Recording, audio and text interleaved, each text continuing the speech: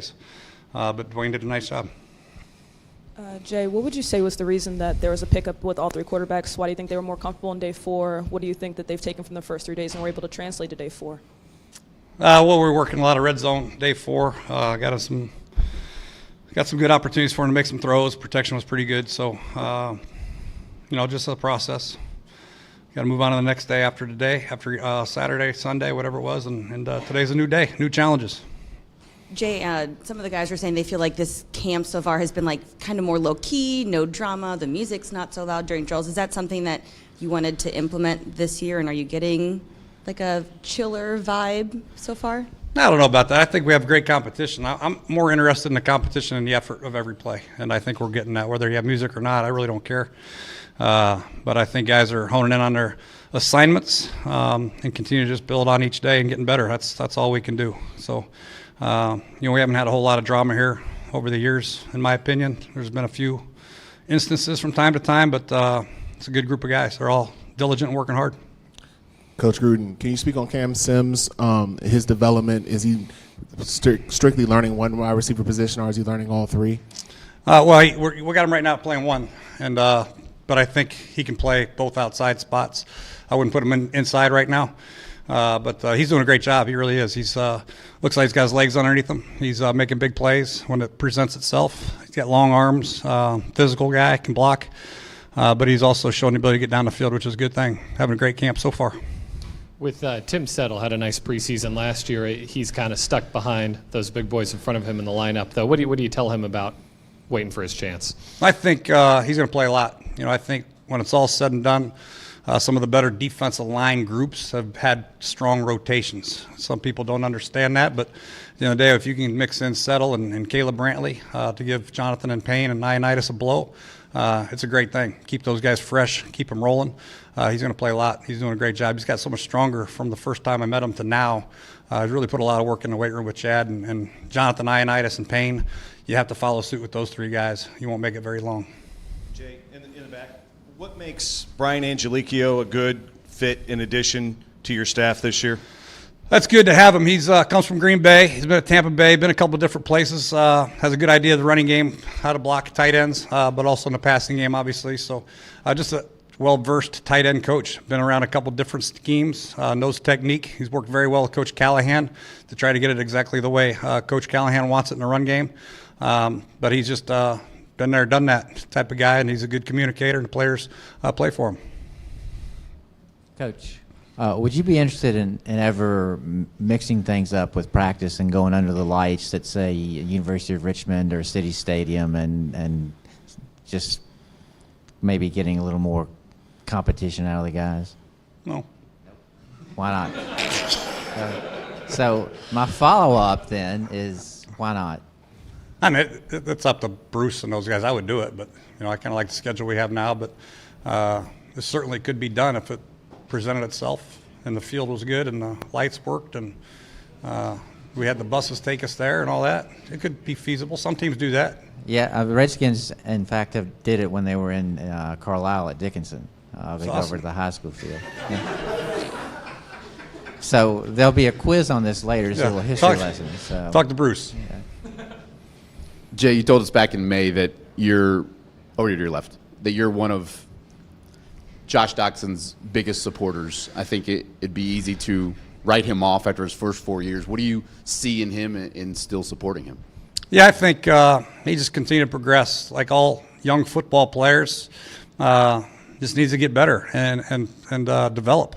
And his first year was a wash. He got hurt. He had 2 bad Achilles. I mean, it's not his fault. I mean, it's happened to a lot of guys. And then, had the quarterback issues last year. But we just got to do a better job of trying to get him some balls, especially those 50-50 balls that I've been talking about. And he's got to be a more dominant force in the red zone, which would be huge. But again, when you have Jordan and Chris and Terry, or we had Crowder last year, he may not be the first look on all these plays. We get man-to-man matchups. We might like Jordan versus a safety or backer as the first progression, or Crowder versus the nickel in the first progression, or Chris Thompson versus the backer. So he has very seldom been the number one progression on any of these plays. He's part of the progression, but when you get man-to-man, he's usually second or third, and that could change. The more we get him some opportunities, the quarterbacks feel comfortable with him. Case and obviously Colt, and now Dwayne. Coach, what have you seen so far from Jimmy Moreland here at camp, and how do you think he's adapting to the program? He's done a good job. He's playing outside and inside. The versatility is huge for the nickel cornerback position. Stroman's doing the same thing. Fabian's doing the same thing. So it's critical for them to learn both. And coming from JMU, he was well coached out there. He plays great ball skills. We mentioned that before and seen it already. But he just got to continue to work and get better, which he is. Jay, we talked a little bit about Dwayne last practice, kind of having maybe his best workout of the session. It seems like he got better at the pre-snap line of scrimmage kind of stuff. Can you explain kind of how his progression is coming along in that area specifically? It's going to come along. It's a long way to go. We haven't even presented all the different looks yet, so there's a lot of looks he's got to see and adjust to. The biggest thing for him is getting in and out of the huddle so he has time at the line of scrimmage to adjust things, and that's something we have to continue to work. And the tempo is critical. There's a lot of times we're taking too long in the huddle and to the line where we'd be stressed out with 5, 4, 3, 2, 1 on the shot clock. So I think the tempo's got to pick up a little bit, but that'll come with him being able to spit out the plays in the huddle, get in the line, and being able to make the necessary changes. But he's coming along for just being here for a few short months. Somebody's got to ask. Any Trent Williams update? No. If there was, I'd tell you. Appreciate How about that? If I don't tell you, then there isn't. Deal. Sorry. With Trent, is there a point where, as a coach, you get a little bit more concerned about the situation or, just where this is going?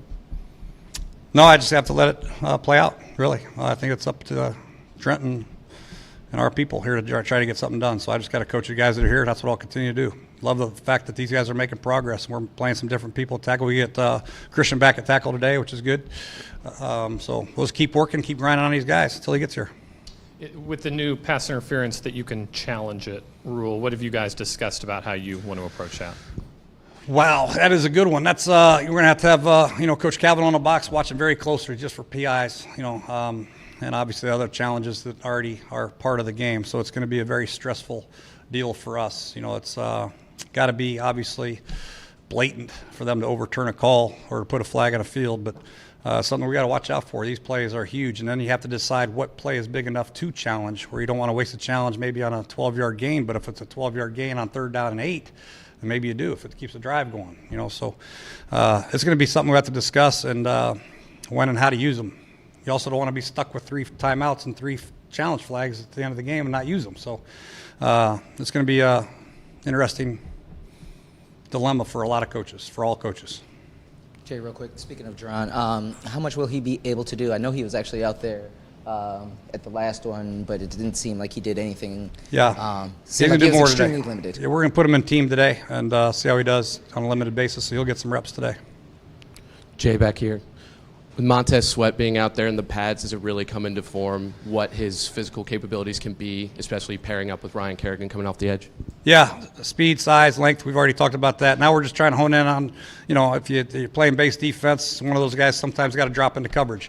So we're working on his drops and his aiming points and all that, but from a pass rush standpoint, obviously he will be a problem for a lot of people. Even if he doesn't get home, you feel his presence because he's so long and he's always around the quarterback and make the quarterback step up into Payne and Allen, hopefully Ioannidis and those other guys. So 2 great edge setters. Ryan Anderson's doing a much better job in camp.